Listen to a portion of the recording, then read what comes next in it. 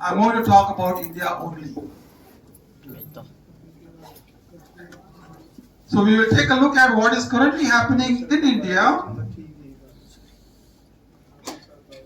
Then we will start to look at where do we fit into this whole picture. What is the domain of this so-called IPR? You might have heard the word IPR, but do we really understand it? National Education Policy, New Education Policy in 2021, Indian government has said that, well, IPR should be integrated in all curricula across disciplines in all educational institutions. Do we know what is IPR first to begin with, and where do we fit in? Otherwise, policies are policies, procedures are procedures, and we do our thing. The policy makers talk about stuff.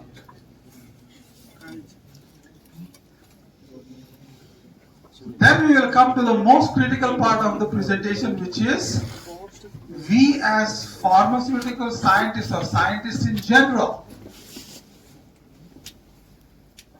where do we fit in this entire domain of IPR?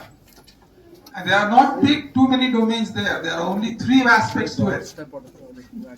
Getting the rights, which is prosecution, doing something with it, because you have 20 years exclusivity of that patent or copyright, 45 years, so on and so forth.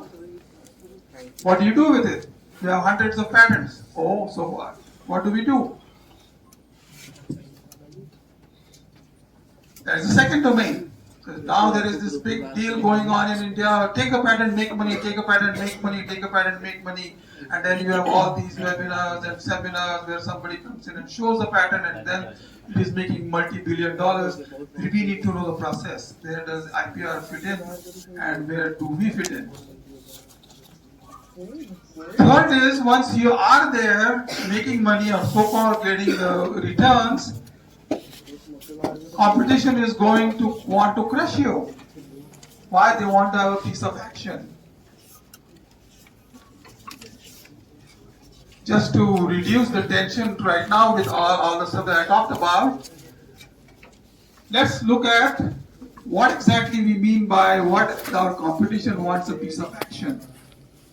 Only when you are popular, then you patented, made mega millions. Then came the analog ketoprofen, then flurbiprofen, so on and so forth. Chemistry. Beta blockers, same story. Sotalol, acebutolol, pindolol, metoprolol, and the whole link. Every single molecule is patented. We make generics. This is where we have to be. 78 years now, we are old country, and we have not produced a single new molecule like this.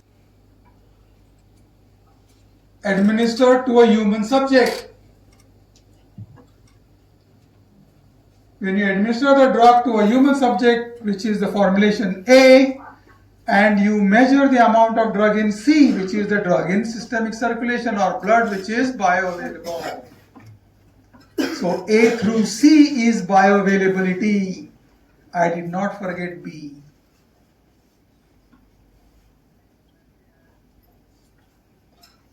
The drug in A is a drug in its solid state. Any formulation, any route of administration, any type of formulation, any drug, any dose, any solubility. If the expectation is the drug has to appear in blood in order to get therapeutic effect, then you have to prove bioavailability, which is C, drug in blood, systemic circulation, which is what we have said that it is absorption. Drug in the formulation is solid, so it has to be solubilized. It does not happen in blood. It happens outside blood. Right? Because the particle doesn't get into blood and then dissolve. It happens outside blood. Nasal product, it happens on the surface of the nasal cavity. Otic on the corneum or the corneal membrane. Rectal suppository in the rectum. Oral in the gastrointestinal tract. it dissolves outside blood, that is B. So drug dissolution is complete in B. A through B is the drug has come out of the formulation.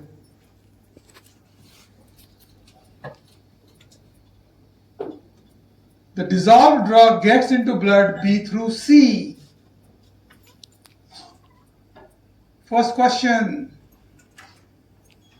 we asked was how much of the drug I wanted dissolved in vivo A through B in order to get the appropriate bioavailability of the drug in C. You said I don't know. I also said I don't know. Second question I asked was how much of the drug in C, in order to get that, how much of the dose I need to dissolve in vivo in B. You said I don't know, and I also said I don't know. So I want all the drug to be dissolved in B outside blood. So A through B is all drug dissolved. It is in C because when I take a sample, I see a blood level. I also know that only dissolved drug will get into C, not particular undissolved drug. So therefore, I don't know how much is required. I don't know how much bioavailability I will get. So I want all of it to dissolve as much as possible so that whatever bioavailability I will get is my endpoint. So A through C, on administration of the drug, I take a blood sample over whatever number of hours. There is a clinical protocol tracking the blood levels from 0 to infinity, that is bioavailability of the drug. So A through C is in vivo bioavailability following administration.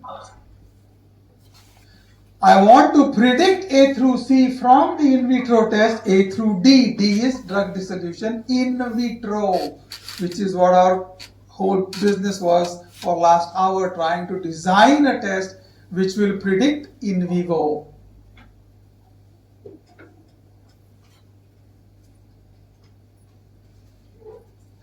What are we predicting from in vitro? We want A through C prediction. We don't know how much or how to predict from B through C. The only thing we are only going to come closer and closer to in vivo situation. So basically we are only up to B. All of our assessment biorelevant dissolution test is trying to get in vivo dissolution complete. That's all. And hope that B through C will give me the expected outcome. One more time.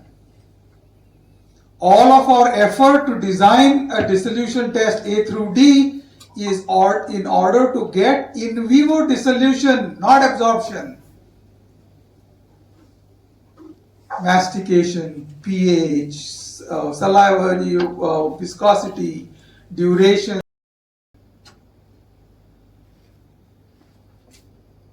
Hoping that once that happens, then two formulations evaluated for generic equivalence having same dissolution profiles A through D. That is in that chapter, okay. But ionic strength is one that changes when we go for angle versus typical support. But ultimately it comes down to that.